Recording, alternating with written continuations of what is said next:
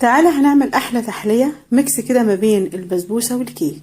بجد ألذ تحلية هتعمليها في منتهى الجمال، تحفة. هتعمليها بأسهل طريقة ومش هتاخد معاك وقت خالص في التحضير.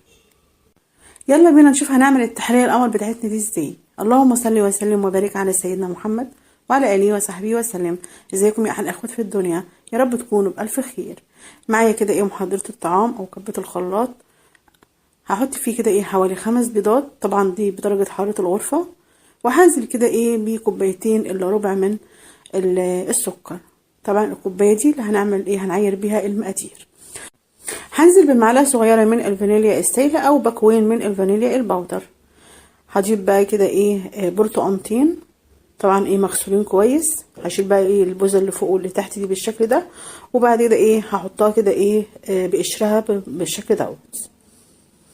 ما تقلقيش خالص لما نضيف كده البرتقان بقشره، ده هيدي كمان للتحليه اللي احنا هنعملها طعم في منتهى الجمال. وكمان لما القشر البرتقان ده يستوي هيديكي طعم روعه. هنضرب بقى الاول كده البيض مع السكر مع البرتقالتين، نضربهم كده يضربوا كويس. وبعد كده بقى هنزل بيه حوالي كوبايه مليانه من السمنه او كوبايه سمنه على زيت او زيت بس حسب ما انت عايزه.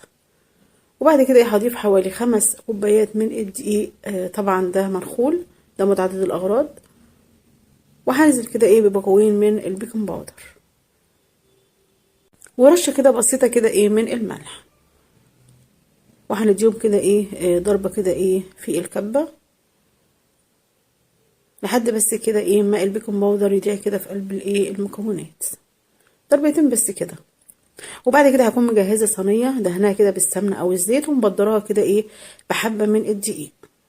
طبعا انا هعملها في صينيه البيتزا اللي هي الصينيه المسطحه اللي هي بالشكل ده، عشان انا مش عايزاها مرتفعه.